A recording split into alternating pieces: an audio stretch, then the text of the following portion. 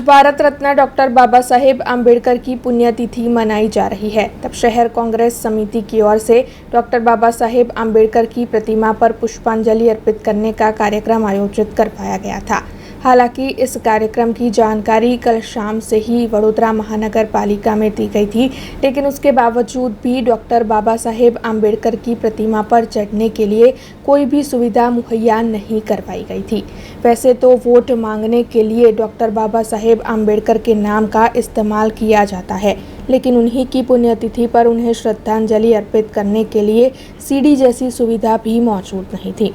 हालांकि स्थल पर पहुंचे हुए पूर्व विपक्षी नेता चंद्रकांत श्रीवास्तव ने दमकल विभाग को इत्तला दी और दमकल विभाग ने वहां पर तुरंत ही सीडी की व्यवस्था करवाई, जिसके बाद पुष्पांजलि देने का कार्यक्रम आगे बढ़ा था। हालांकि वडोदरा महानगर पालिका की इस लापरवाही के चलते पदाधिकारियों पर कई सवाल उठ रहे हैं।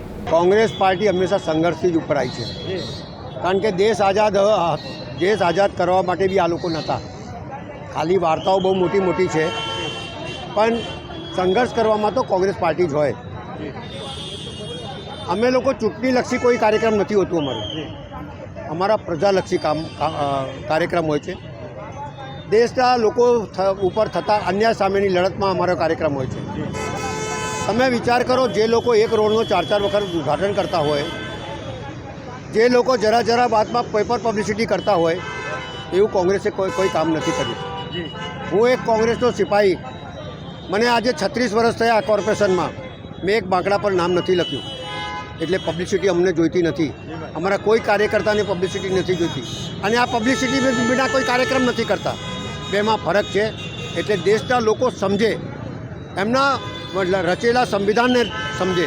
બાબા સાહેબ આંબેડકરે ખાલી પછાતે માટે ન્યાય નથી અપાયું, બાબા સાહેબ આંબેડકરને દેશમાં બસતી તમામ જાતિના લોકોને ન્યાય મળે, બોલવાનો હક મળે, લડવાનો હક મળે, એ પ્રમાણનું સંવિધાન બનાવ્યું છે।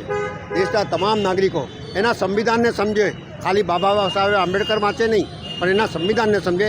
અને જે રીતે આ લોકો કાર્યક્રમ કરે છે, એ કાર્યક્રમ કરતાં પહેલાં દેશના તમામ વડીલો આ દેશના માટે શું કરી ગયા છે, શું આપી ગયા છે, એમના નિર્માણ દિન બી તમે એમને યાદ ના કરો કે દેશની કેવી પરિસ્થિતિ હોય, એ સમજવાની જરૂર છે। आज आप ना होता तो सीडी ना होती, અને આપે પણ સંઘર્ષ કરીને ઉપર જઈને પુનરાર કરવો પડ્યો છે। શું કહેશો?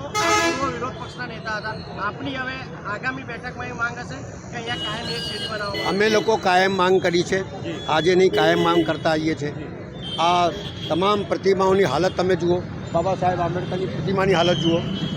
તમામ પ્રતિમાઓ આ દેશની, આ શહેરની શોભા છે, અને શોભા તમે વાતો તો મોટી મોટી કરો છો, સ્માર્ટ સિટી બનાવીશું, તમે પોતે જ સ્માર્ટ નથી દેખાતા તો શું સ્માર્ટ સિટી બનાવો છો? એટલે કહેવાનો ભાવાર્થ એ છે કે કોઈ પણ કામ નક્કર કરો, અને તમે બાબા સાહેબ આંબેડકર જેને સંવિધાન બનાવ્યું એને બી ભૂલી જાઓ।